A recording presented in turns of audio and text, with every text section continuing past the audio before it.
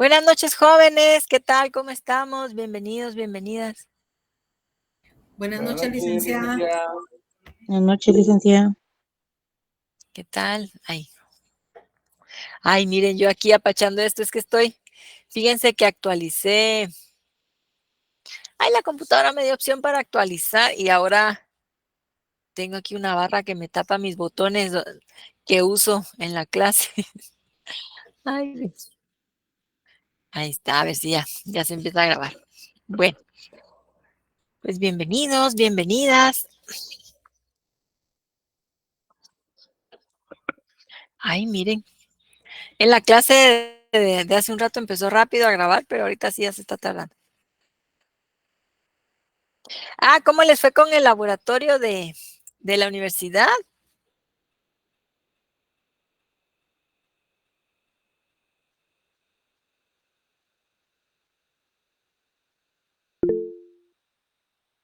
Todo bien, dice Gemali, ok. Buenas noches, ¿qué tal, Cristian? Ok.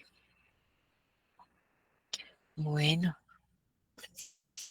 Adriana, pero usted ya está asignada en Moodle. Buenas noches, ya empezamos a grabar. Bienvenidos, bienvenidas. Creo que es Adriana la compañera que aquí dice que no pudo ingresar. Fíjese, Adriana, que ese laboratorio es en Moodle. Entonces, usted tiene que ingresar en esa plataforma. Ay, qué bueno.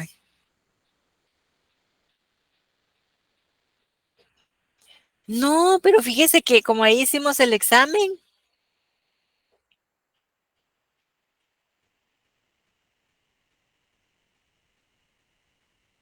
que estaba en mantenimiento. Miren, porque yo lo que estaba pensando, para quienes estén pendientes todavía de resolverlo, dar, por el antivirus, dice Adriana. Ujú. Sí, pues, yo había pensado extender hasta este domingo, ¿verdad? Porque quienes no lo habían podido realizar. Ok, bueno, entonces vamos a empezar nuestra clase de hoy. Nos quedamos en el capítulo número 20, la Revolución de Octubre del 44 y final de una dictadura. Este capítulo empieza en la 311, ¿verdad? Ven. Entonces, ok, Adriana, vamos a ampliarle diapositiva. Con ustedes, pues ya íbamos un poquito más adelantados, nos habíamos quedado en la Junta Revolucionaria, ¿verdad? Ya habíamos explicado que estos tres personajes, ¿verdad? Estas tres personalidades gobernaron, ¿verdad? Este era un gobierno provisional que gobernó del 20 de octubre del 44 al 15 de marzo del 45. Pero no por ser provisional no fue importante, ¿verdad? Realmente es el primer gobierno de la revolución y tomó medidas fundamentales, ¿verdad? Como convocar elecciones presidenciales, convocar a una constituyente, derogar la constitución anterior, ¿verdad? Y también eh, emitir el decreto de autonomía de la universidad. Entonces, eso va a ser fundamental. Cuando hablamos de la autonomía de la universidad, ¿a qué se refiere esto de la autonomía? A ver.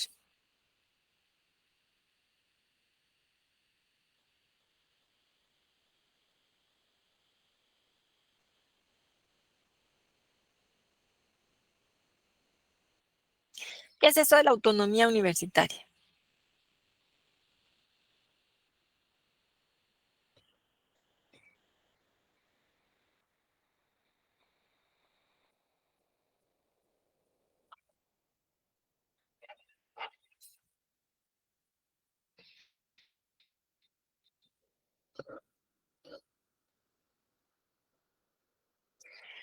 Ser independiente, dice Giovanni, la libre enseñanza. Uh-huh. Pero fíjense que esa independencia, ¿a qué se refiere esa independencia de la universidad? Que es independiente política y administrativamente. Ok, gracias, Sara, muy amable. Entonces,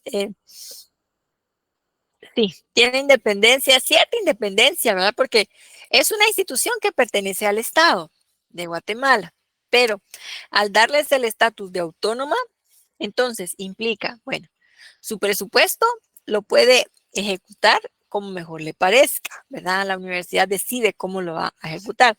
No es que el Ministerio de Finanzas establezca y en fin, sino que es la misma universidad la que hace su planificación. También decide cómo se va a gobernar y elige a sus autoridades. O sea, no es como el caso de otras instituciones que son nombrados por el Congreso o por el presidente o las comisiones de postulación. Sí, entonces, la misma universidad elige a sus autoridades entre sus profesores, entre sus egresados, con sus estudiantes, ¿verdad? Puede disponer de su patrimonio, en fin. Entonces, y también contempla la libertad de cátedra, ¿verdad? Entonces, que no sean criterios impuestos desde afuera, ¿verdad? Ok. Entonces, también habíamos hablado de la Constitución revolucionaria, ¿verdad? Que obviamente se enfocó en irle quitando poder al Ejecutivo, ¿verdad? Porque cuando vemos esas dictaduras son porque el presidente tiene amplios poderes y el Congreso y la Corte, ¿verdad? El organismo judicial, solo le dicen que sí, ¿verdad? O sea, entonces, esta Constitución buscaba irle restando todo ese poder al presidente como que y dejar un equilibrio, ¿verdad? Decir, bueno, hay separación de poderes, está el ejecutivo, el legislativo y judicial, cada quien con su trabajo, con su independencia, ¿verdad? Y respeto entre cada una, en fin. Y habíamos mencionado también que uno de los temas que va a dar mucho problema va a ser que se estableció en esa constitución, claro, fue algo que los constituyentes nunca se imaginaron, ¿verdad? Que al ejército se le otorgó autonomía. Eso es complicado porque vemos que las Fuerzas Armadas, el ejército, dependen directamente del presidente, ¿verdad? En una nación democrática, ¿verdad? Entonces está ese control. El ejército, pues se supone que vela por las fronteras, protege la soberanía, en fin. Y el presidente es el comandante general del ejército. Pero cuando se le confirió autonomía a esa institución, entonces se estableció también otro jefe, o sea, el cargo de jefe de las Fuerzas Armadas, que era como decir, bueno, hay dos jefes en el ejército. Está el comandante general, que es el presidente, y está el jefe de las Fuerzas Armadas. Y el jefe de las Fuerzas Armadas nombrado por el Congreso. Lamentablemente, esto va a dar problema a los presidentes de la revolución. Y conforme va a avanzar el tiempo, le fue dando mucha participación política al ejército, ¿verdad? Que es donde vamos a ver toda la injerencia que va a tener durante el conflicto armado, ¿verdad? Bueno, vemos aquí a Juan José Arévalo cuando llega a Guatemala para presentarse como candidato. Gana la elección. Ha sido el único candidato o el candidato más votado, ¿sí? En nuestra historia. Obtuvo el 85% de los votos válidos. Conocido como el Chilacayote Arévalo o el Chilacayotón, porque él era alto, era bien alto y así fornido, ¿verdad? Un poco llenito, entonces era grandote, así bien dado, como dicen las abuelitas, ¿verdad? Entonces le decían el Chilacayotón o el Chilacayote Arévalo. Gobernó desde el 15 de marzo del 45 hasta 1951. El periodo era de 6 años, ¿verdad? Él era maestro de educación urbana, obtuvo una beca para irse a estudiar a Argentina, allá hizo su maestría, hizo su doctorado, doctorado en filosofía y en ciencias de la educación. Sí ejerció como maestro de primaria. Después que regresa de sus estudios, pues estuvo trabajando también en el Ministerio de Educación, tuvo ahí un cargo. Pero durante el gobierno de Ubico, como que no le gustó mucho ese sistema. Y pues lo invitaron a dar clases en Argentina, ¿verdad? Por eso vemos que venía de regreso, ¿verdad? En la foto anterior estaba regresando al país. Objetivo de su gobierno, decía él, modernizar al país y su ingreso al capitalismo mundial a través de la dignificación de la persona. Vamos a ver mucha voluntad de diálogo, ¿verdad? En este gobierno. Entonces, el respeto a la libre expresión, a la libertad de prensa, ¿no? Ya no es el tema de estar censurando lo que iban a publicar los periódicos, ¿verdad? Sino que dejarle libertad para que ellos publicaran, opinaran. Entre esa voluntad del diálogo, fíjense que hubo una serie de reuniones que se conocen como el Triángulo de Escuintla, en donde se reunieron representantes de los patronos y representantes de los trabajadores. Obviamente, pues la mediación, ¿verdad? Ahí del gobierno. Las reuniones fueron para saber, bueno, qué necesitan, cuáles son sus demandas, ¿verdad? Y de allí, entonces, surgieron muchas ideas para poder impulsar la productividad, pero también para proteger a los trabajadores. Y por eso, pues, surgió la Ley de la Seguridad Social. También surgió el IX, ¿verdad? Instituto Guatemalteco de Seguridad Social, para proteger a las personas, a los trabajadores de accidentes sufridos en el trabajo, ¿verdad? También para apoyarles, por ejemplo, a las mujeres trabajadoras en su periodo de pre y postnatal, asistencia médica, el tema de la jubilación, de la pensión, en fin. Surge el Código del Trabajo, aprobado el 1 de mayo de 1947. Aquí vemos al presidente Arévalo suscribiendo ese decreto, ¿verdad? Obviamente la primera ley laboral que le va a dar derechos a los trabajadores, ¿verdad? Surge también el Ministerio de Trabajo, las inspecciones de trabajo, ¿verdad? En lo económico, pues se fortalece el Banco de Guatemala como la institución rectora de la política monetaria y que va a velar por la estabilidad, por consiguiente, de la moneda y de la economía, ¿verdad? Nacional. Se crea el INFOP, Instituto de Fomento de la Producción, para dar asesoría, créditos, ¿verdad? A campesinos, a empresarios. La ley de arrendamiento forzado también se aprobó. Esta ley era un primer paso para apoyar a campesinos que no tenían tierra y establecía que aquellos finqueros que tuvieran grandes extensiones de tierra y que no le estaban produciendo, se la arrendaran a los campesinos a un costo bajo, ¿verdad? También fomentó el cultivo del algodón. Es curioso porque fíjense que en nuestro país pues ya existía la fábrica Cantel, ¿verdad? Que son hilados y ya tenía, pues tal vez todavía no tenía un siglo, pero sí tenía ya varias décadas, ¿verdad? De existir. Pero importaban el algodón y cuando el algodón aquí se podía cultivar, ¿verdad? Entonces Arévalo fomenta, ¿verdad? El cultivo de ese otro producto, ¿verdad? Para ir diversificando los productos que se exportaban y pues dotar de materias primas también a las empresas. En el tema de la educación, pues obviamente se enfocó bastante y pues con amplio conocimiento para fortalecer los programas de alfabetización para adultos, ¿sí? En ese entonces solamente 10% de la población sabía leer y escribir. Entonces, obviamente había que fundar muchas escuelas, ¿verdad?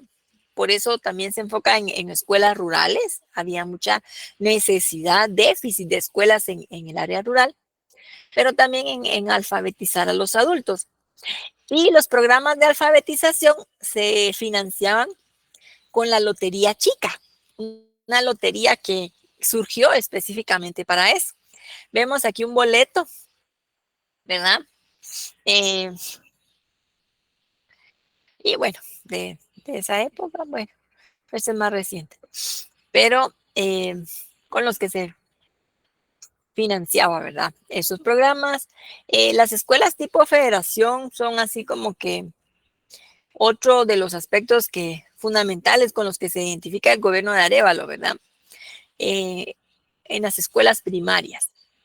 Todavía existen algunas, ¿verdad? Hay Aquí en la capital hay una que está cerca de la maternidad del IX, ¿verdad? ¿Y por qué se llama tipo federación? Porque se supone que cada grado, ¿verdad? Cada salón era como un estado independiente, ¿no? De los otros. Y entonces, por ejemplo, cada salón tenía su propio patio de juego. Tenía sus baños, ¿verdad? Sanitarios. No usaban timbre ni campana, porque así cada profesor se organizaba bien en qué orden iba a explicar sus temas y para que no hubiera interrupciones, ¿verdad? Fomentaron mucho la participación de los niños, que opinaran, ¿verdad? Que propusieran. Bueno, aquí vemos los diferentes salones. En la parte de enfrente pues estaban las oficinas, la dirección y en medio pues el auditorio. Se les dotaba de auditorio. El auditorio pues también tenía que tener un cinematógrafo, ¿verdad? Para pasarles películas, documentales. Entonces fue una metodología bien importante, ¿verdad? Más participativa para empoderar a los niños. Y fíjense que también, por ejemplo, a nivel de secundaria y diversificado, se fomentó el gobierno de los estudiantes. Entonces, eso de elegir presidente, la directiva del salón, que ellos fueran tomando sus decisiones, los periódicos escolares y ese tipo de cosas, para que hubiera más participación. Entonces, era algo, cambios bien como que 360 grados, ¿verdad? Cosas muy distintas a lo que había vivido los niños y los jóvenes anteriormente, ¿verdad? Entonces ahora empoderar, fomentar liderazgo, participación. Se crearon también otras dos facultades para la Universidad de San Carlos. La de humanidades, ¿verdad? Donde hay pedagogos, filósofos. En esa época también ahí funcionaba historia, antropología y también la Facultad de Agronomía. ¿Por qué creen ustedes que le interesaba a Arévalo fundar una facultad de agronomía?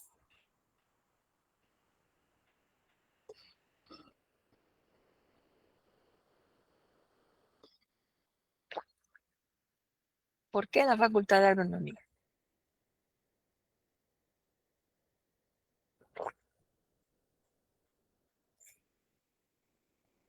Para el desarrollo rural, dice Cristian.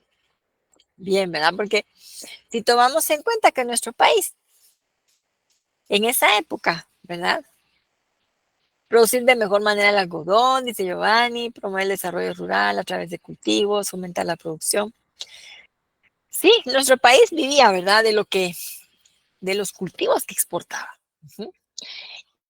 Y ahí sí que tenía bastante peso, ¿verdad? La actividad del campo, la actividad agrícola. Entonces decir, bueno, vamos a mejorar las técnicas de cultivo, tecnificar el campo. Ahí sí que se acuerdan ustedes que los ingleses tecnificaron el campo y luego pues ya empezar a industrializar y todo, va como que ya un despegue ahí más moderno. En fin. Entonces esto era bien importante. En la cultura, pues se crea el Instituto de Antropología e Historia, el Instituto Indigenista, pues ambos, ¿verdad? Para investigar sobre nuestras tradiciones, nuestro pasado, ¿verdad? Sitios arqueológicos, cultura, en fin. Surge el Ballet Nacional, la Orquesta Sinfónica. También se apoyó mucho el deporte. Hay un gran impulso al deporte. ¿Por qué creen ustedes que para Arévalo era tan importante el deporte?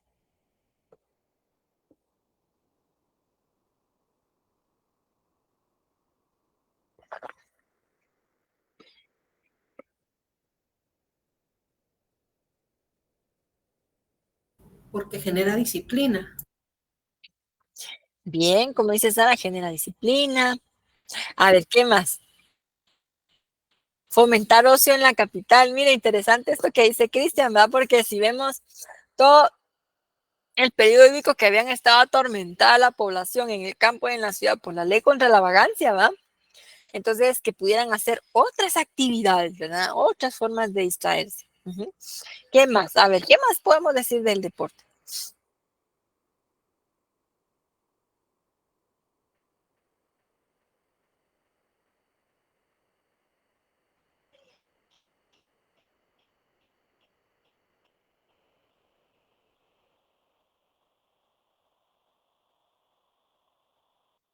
Pues imagínense ustedes que el gobierno de Guatemala se postuló para ser sede de los sextos Juegos Centroamericanos y del Caribe. Y entonces empezar a construir infraestructura para eso, porque no teníamos, ¿verdad? Estaba el Campo Marte, que lo había terminado de construir Ubico. Imagínense, hasta le puso el nombre del dios de la guerra, ¿verdad? Que tenía canchas, pero más que todo era como para llevar a marchar a los estudiantes. Bueno, entonces empezar a construir el Estadio de la Revolución, que es el Doroteo Guamuch, empezar a construir la Ciudad de los Deportes, el gimnasio, en fin. Entonces, construir la infraestructura, pero también empezar a entrenar a los atletas, traer entrenadores, fundar todas las federaciones, ¿verdad? Porque no existía.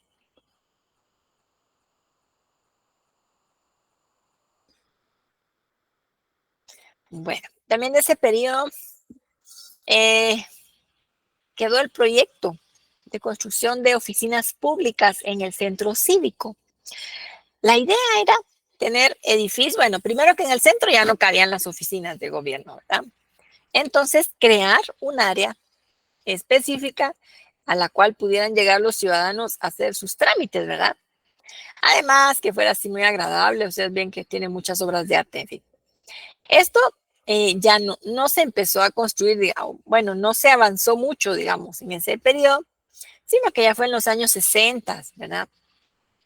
Que se construye el Banco de Guatemala, el crédito, la MUNI, el central, ¿cómo se llama? Del IX, y después, ya en una segunda fase, pues finanzas, torre de tribunales y todo eso. Fíjense que un asunto que ya estaba haciendo tambalear el gobierno de Arévalo fue algo muy lamentable, porque empezaron a aparecer niños muertos, ¿verdad? Asesinados.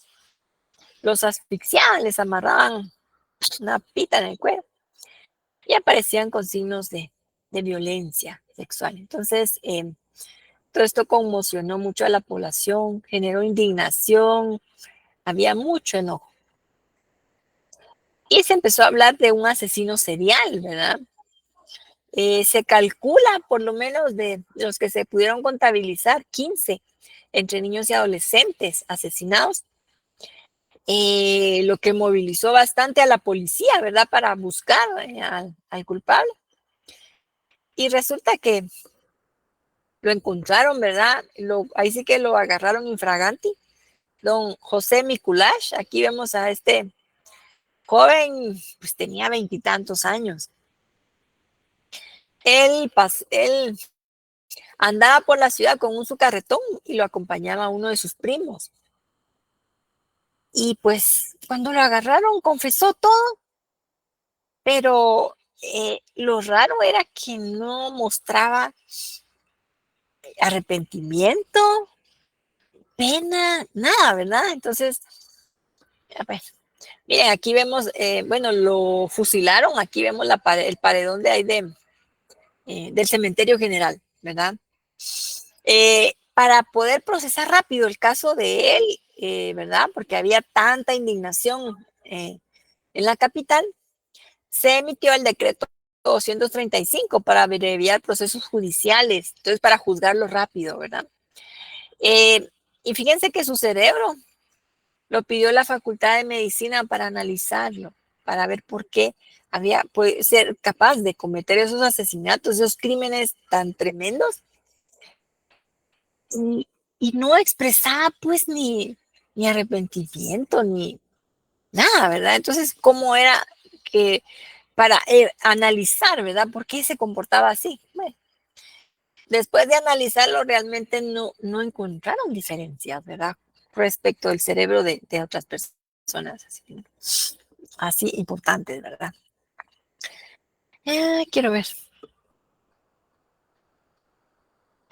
Ay, mire, Priscila, a la que chilero. Ahí lo comparte. Es que yo vi que sacaron uno, pero no lo he conseguido. Ahí nos cuenta dónde lo consiguió. O si tiene por ahí el enlace, ¿verdad? Ok.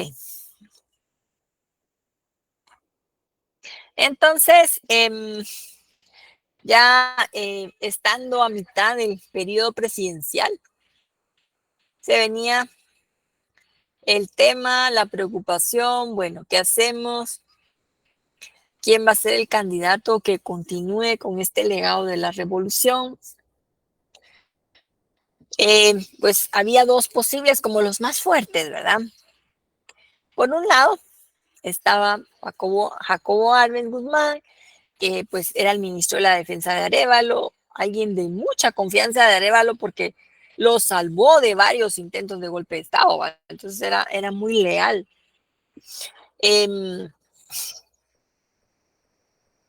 Que pues Arévalo se iba inclinando, va por Arbenz, pero también estaba el mayor, para entonces coronel, Francisco Javier Adana, quien era el jefe de las Fuerzas Armadas. Ahí sí que ese otro jefe del ejército que estaba a la par del presidente, ¿verdad?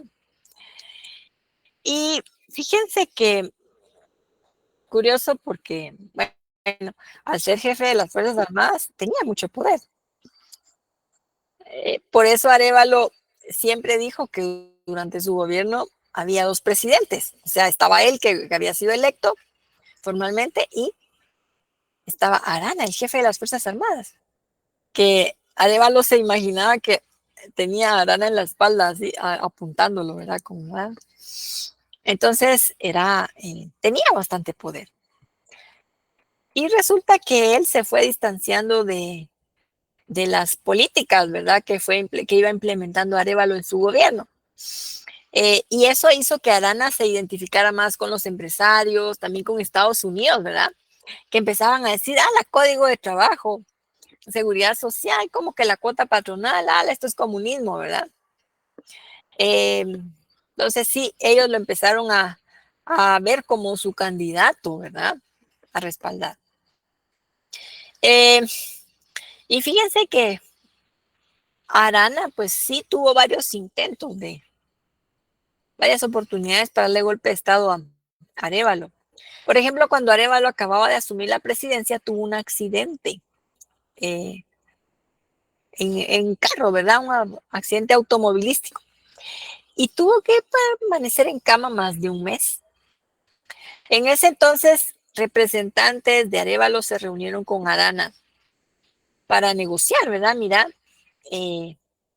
si vos te comprometes a respetar el gobierno de Arévalo, nosotros te vamos a respaldar como candidato cuando vengan las elecciones.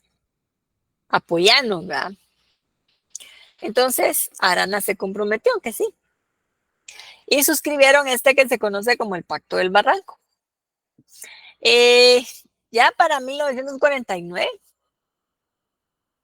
Arana, que ya había estado, como decimos, pues se había ido distanciando, ¿no? De Arévalo, de sus decisiones, sus políticas, va con el presidente y le da un ultimátum. Le dice, mire, si usted no destituye a todos esos sus ministros que son comunistas y nombra a estos de un listado que yo le voy a dar, yo le voy a dar golpe de Estado. De una vez se lo aviso, le doy 2 días para que lo piense. Arévalo se reúne con su gente de confianza, ¿verdad? Para decidir, bueno, qué vamos a hacer. Y deciden que lo van a apresar y luego lo van a sacar del país, a Arana, ¿va? Para que ya no siga atentando, ¿verdad?, contra el gobierno de Arévalo. Pero lo estaban esperando en el Puente de la Gloria para agarrarlo, ¿verdad? Arana había ido a la casa del Morlón y venía de regreso. Y entonces él se resistió, hubo una balacera, muere Arana. Y el tema entonces de los críticos de Arévalo, empezarlo a acusar. Ya vieron, lo mandó a matar. Lo quería fuera, ¿verdad? Lo mandó a matar. Hubo rebelión de militares, que afines a Arana, en fin, que sí estuvo complicado, hubo bastante conflictividad hasta que ya intervino otro militar, el nuevo jefe de las Fuerzas Armadas que nombró Arévalo, que era Pastejada, y él dijo, bueno, mucha, ya calmen, ya bájenle, ya respeto ahí por el presidente.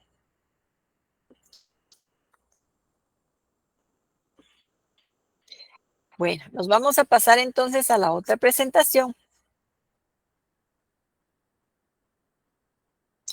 Ay, vieran que esta cosa, es que me aparece aquí una barra encima de mis botones estos donde tengo que presionar para ampliar la presentación. Ay, y no me deja ver. Bueno, ok, entonces en esa elección, aquí vemos, bueno, a Arbenz como candidato, estaba haciendo campaña en Baja Verapaz, ¿verdad? Acompañado por sindicalistas. Eh, la elección la gana Jacobo Arbenz, hubo otros candidatos, varios candidatos. Como vemos, pues no termina su periodo de gobierno, ¿verdad? Va, eh, asume en 1955 y en el 54 va a ser derrocado. Conocido como el soldado del pueblo, también en la Politécnica le decían el suizo, porque su papá pues venía de allá. Ganó con el 65% de votos. Era un oficial de la escuela Politécnica, muy aplicado. Fíjense que él también fue profesor en la escuela Politécnica y daba clases de física y química y también le gustaba la historia. Yo de historia universal, entonces tenía mucho conocimiento también de lo social, ¿verdad? Su campaña se enfocó en la reforma agraria. Este era un tema que habían estado pidiendo los campesinos. Necesitaban tierra para poderla trabajar. Y pues realmente lo curioso es que muchos países capitalistas, para poder despegar sus economías, ¿no? Y a convertirse en capitalistas, al inicio hicieron una reforma agraria. También Estados Unidos la hizo, ¿verdad? Porque al tener los campesinos tierra, poderla trabajar, pues darles insumos, darles créditos, asesoría técnica. Al empezar a ganar su dinerito, pues iban también a empezar a comprar, ¿verdad? O sea, ya ven ustedes a mover la economía local, ¿verdad? Nosotros cuando nos pagan, ya sea quincena o a fin de mes, pues lo primero, la vamos a ir a comer una pizza, voy a hacer los pagos, necesito lentes, el nene necesita unos zapatos, en fin. Entonces, mover la economía local, ¿va? Entonces, a eso se le llama mercado interno. Entonces, bueno, y pues ahí, así, y reduciendo la pobreza, ¿verdad? Bien. Por eso decía Arbenz que quería hacer de Guatemala un país capitalista con un desarrollo propio de tipo nacionalista, ¿verdad? Y también enfocarse en quitarle poder e influencia a los monopolios extranjeros. Como recordarán ustedes, las empresas norteamericanas, aunque ya se había dado la revolución, ellas continuaban controlando servicios bien importantes para la economía, ¿verdad? La United Fruit Company, que tenía los barcos, ¿verdad? La exportación. La IRCA, que tenía el control de los ferrocarriles y de Puerto Barrios. La Electric Bonancher, de la energía eléctrica. Entonces, por eso el plan de gobierno de Arbenz se enfocó, bueno, quitarle ese poder e influencia a esas empresas norteamericanas y también tomó en cuenta, fíjense que un año antes, una misión del Banco Mundial había venido a Guatemala y ellos elaboraron un informe que se conoce como el informe Britnell del Banco Mundial, en donde ellos establecieron que nuestro país estaba pero muy mal en carreteras, ¿verdad? Cero infraestructura vial, malísima. Y además, el puerto que se tenía, pues no era nada moderno. Los costos del ferrocarril, los fletes, todo eso, no eran competitivos, eran demasiado altos. No había un buen servicio de energía eléctrica, no era constante, había muchos apagones, era caro. Entonces, tomando en cuenta también esas sugerencias, dijeron, bueno, aquí, ahí sí que hace match, ¿verdad? Vamos a... Por eso planteó su plan de gobierno, 3 grandes obras de infraestructura, además del gran tema que era la reforma agraria, ¿verdad? Entonces, carretera del Atlántico, que para hacerle competencia a la IRCA, ¿verdad? Iba a ir casi paralela a los ferrocarriles, ¿verdad? Hasta allá al Atlántico. Un nuevo puerto, Santo Tomás, hasta ahí iba a llegar la carretera. Y una nueva hidroeléctrica que produciera 4 veces más, ¿verdad? Que lo que ya tenía la Electric Bond, y que diera mejores precios, que el servicio fuera constante, ¿verdad? Entonces, la carretera del Atlántico fue parte de un plan de desarrollo vial. O sea, no fue así a la ficha, ¿verdad? Sino que ese plan vial contemplaba, había identificado las vías principales, ¿verdad? De transporte de productos, de comunicación en nuestro país. ¿Verdad? La Interamericana, que es la de Tierra Fría, la del Pacífico y la del Atlántico. Pero Arbenz dijo, bueno, la prioridad es la del Atlántico, porque es la que nos sirve para sacar nuestros productos de exportación. Va, démosle. Después, con muchos esfuerzos, se empezó a trabajar en julio del 51, ¿verdad? Con maquinaria vieja, comprando materiales ahí cerca, ¿verdad? De donde se iban a trabajar los tramos, contratando personal local, en fin. Pero se echó a andar. Bueno, se avanzó bastante. Luego el puerto de Santo Tomás, vemos acá dónde se ubicaba, dónde se ubica Puerto Barrios y luego Santo Tomás, ¿verdad? Bueno, empezó a construirse en 1953 y fue inaugurado durante el gobierno de la Contrarrevolución.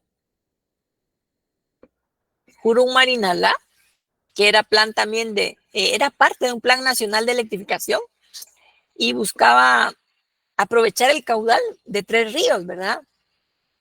El Jurún, el Marinalá y el Michatoya para generar mucho más electricidad.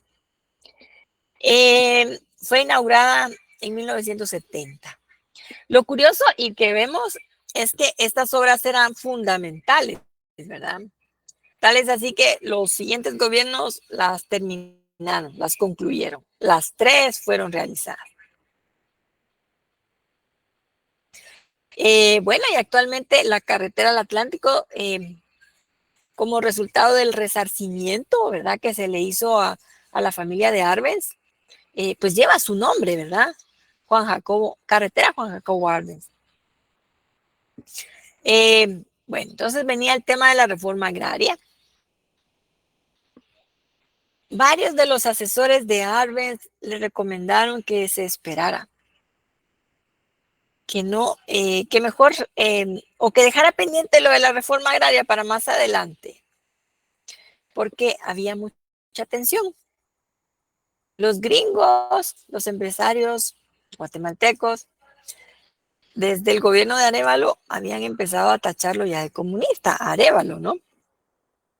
Y entonces, pues con Arbenz igual se habían intensificado los ataques cuando se vio que quería hacer esas obras de infraestructura, que obviamente la intencionalidad era, sí, ver el desarrollo nacional, pero también ir desplazando a esas empresas norteamericanas, ¿verdad? Entonces, ahí sí que llovían los ataques. Pero Arbenz dijo, no, pues yo me comprometí, di mi palabra. Y entonces el Congreso aprueba el decreto, famoso decreto 900, ¿verdad? Para poder dotar de tierras a los campesinos. Esta ley de reforma agraria no fue algo que se sacaron de la manga, ¿verdad? Un año antes se había realizado un censo agropecuario que había sido hecho con metodología de la FAO, ¿verdad? La FAO es la agencia de Naciones Unidas para la alimentación, la agricultura, ¿verdad? Entonces, es una metodología que se aplicaba en varios países, ¿verdad? Y ahí los resultados arrojaron que había gran concentración de la tierra, es decir, pocas personas tenían grandes extensiones, ¿verdad? Casi 12% de los propietarios tenían, ¿qué?, casi el 86%. de la tierra que se podía cultivar, ¿verdad? Los finqueros. Y miren, solo el 14% de la tierra cultivable la tenían los pequeños, ¿verdad? Eran un montón, eran un gran número de campesinos, de pequeños, medianos, ¿verdad? Un montón de mini parcelas que tenían muy poca tierra cultivable. Entonces, concentración de la tierra y también tierras ociosas. Sí sabemos qué son las tierras ociosas.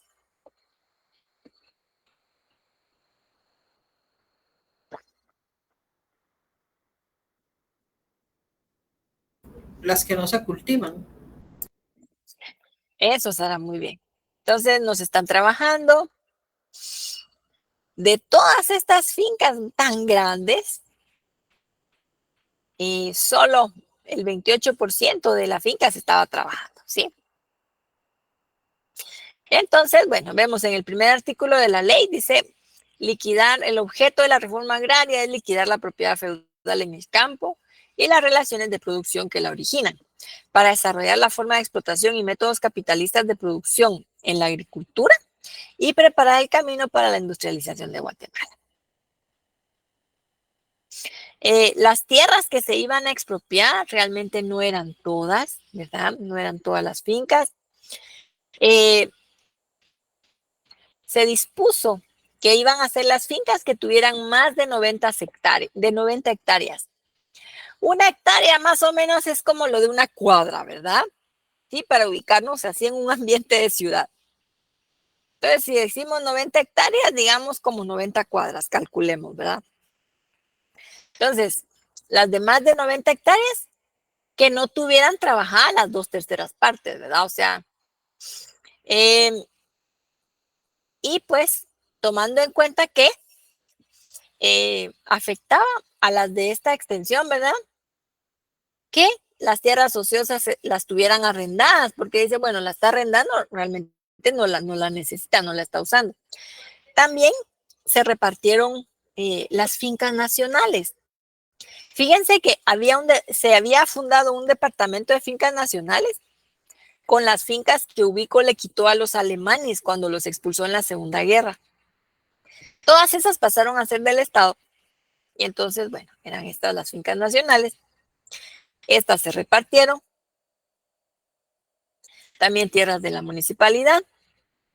Y digamos, cuando no se había medido bien algún terreno agrícola, pues también como que esas partes se podían quitar, expropiar, ¿verdad? Si vemos no afectables, las que no eran tocadas por la reforma agraria, donde había empresas agrícolas, pastos de empresas ganaderas, instalaciones industriales, ¿verdad? Fábricas o empresas agrícolas, las de las comunidades indígenas, reservas forestales, las que tenían menos de 90 hectáreas, ¿verdad? Como durante esos gobiernos la ley sí se le aplicaba por igual a todos, pues la reforma agraria expropió tierras de importantes familias en el país, ¿verdad? Familias de abolengo. Y también tocó a la United Fruit Company, ¿verdad? Entonces fue ya como que el acabose para Estados Unidos. No solo ya señalaban a estos gobiernos de comunistas, ¿verdad? Entonces a decir, ay, no, se está afectando a la United Fruit Company, era como decir, bueno, esto ya fue demasiado. Se expropiaba la tierra, se quitaba, pero también se les pagaba, ¿sí? Sobre el precio que ellos habían declarado. Bueno, era como ahora, ¿verdad? Que pues siempre se declara una propiedad mucho más baja, ¿va? Para pagar menos impuestos, en fin. Licenciada, Sí. eso era como derecho a adquisición de vía. Pienso que es algo diferente, Sara, porque derecho, mire, eso, yo no soy abogada, pero derecho de adquisición de vía, yo siento que es como para poder abrir un camino, ¿no? O para dar Sí, paso a otros. exacto, es lo que trabaja CONASA, la Constructora Nacional, para hacer las nuevas carreteras o los proyectos que tengan pendientes de realizar. Ah, mire, es que ellos también expropian, ¿verdad? Y le pagan a los pobladores. Así es, ajá, por eso le preguntaba, porque es el mismo procedimiento. Ellos trazan el tramo carretero y por ahí tiene que pasar. Y si no lo venden en el precio que ellos lo tienen tasado, digamos, igual se los expropian porque ahí va la carretera. Ujú, ya. Pues lo que pasa es que es diferente, porque póngale ahí ellos, es porque van a ampliar una vía, ¿verdad? O hacer una carretera o el libramiento, así. Pero en el caso de estas tierras, se les daban a los campesinos para que ellos las cultivaran. Ah, pero usted dice así como que se hace la expropiación y el pago, bueno, sí, sí, sobre el Sí, precio que ellos tenían declarado. Ujú. sí. Ok, gracias, licenciada. Gracias, Sara. Bueno, entonces, fíjense, por meterse con la United Fruit Company y con familias adineradas, ¿verdad? Poderosas.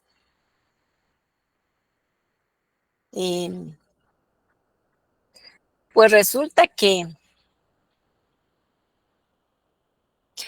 había importantes funcionarios estadounidenses relacionados con la United Fruit Company.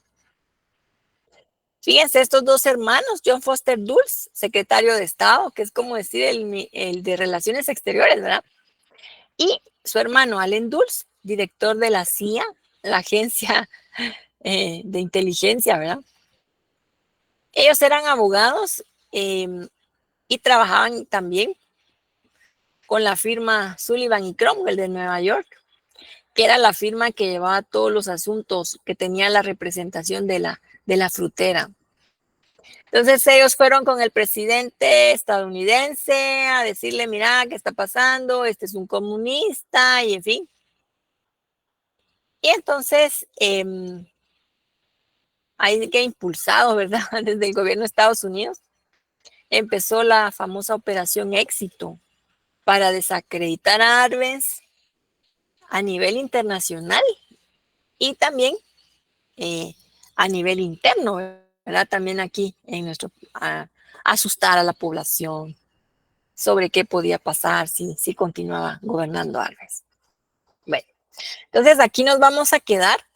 No sé si tengamos algún comentario, alguna duda.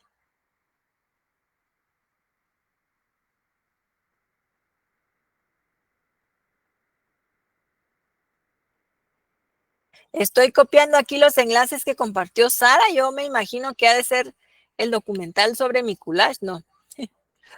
Sí, licenciada, esos son. Ah, gracias. No sé si tengamos algún comentario. Ah, bueno, solo les cuento. Vamos a ampliar el tiempo para responder el laboratorio sobre la universidad, ¿verdad? Vamos a dejar hasta este domingo, ahí para que quienes no han podido ingresar lo puedan hacer, ¿verdad? También les voy a compartir el laboratorio sobre las leyes liberales para que ustedes lo hagan, puede ser individual o en grupo, y lo entreguen también en el transcurso de esta semana, ¿sí? Y pues estoy sumando ya las notas, entonces yo espero ya poderles publicar el fin de semana, ¿verdad? Para que ustedes vean cómo salieron. Y bueno, en esos, en esos estamos, pero no sé si tengamos algún comentario.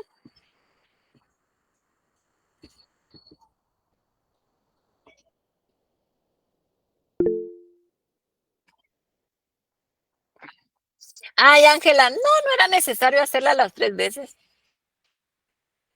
Si usted piensa que ya con la primera lo respondió bien, ya está. Uh-huh. Pero, ok.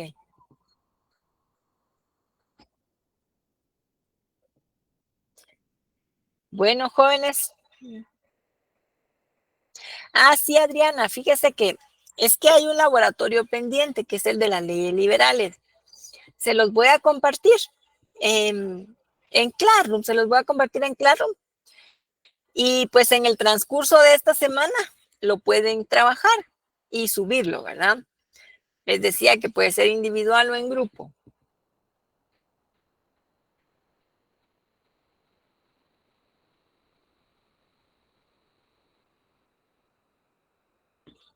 Ok, chicos, con gusto. Bueno, entonces nos vemos, cuídense. Ah, híjoles, mañana voy a hacer el examen extraordinario. Yo no sé si falta alguien de examinarse, ¿verdad? Segundo parcial de historia. Entonces, mañana en la noche yo lo voy a programar. Entonces, si alguien no se examinó, que me escriba de una vez ahorita para que yo lo programe, ¿sí? Porque eso solo va a estar programado solo para las personas que me escribieron solicitándolo, ¿verdad? Entonces, por favor, si hubiera alguien pendiente, ahí le cuento. Bueno. Muchas gracias, licenciada.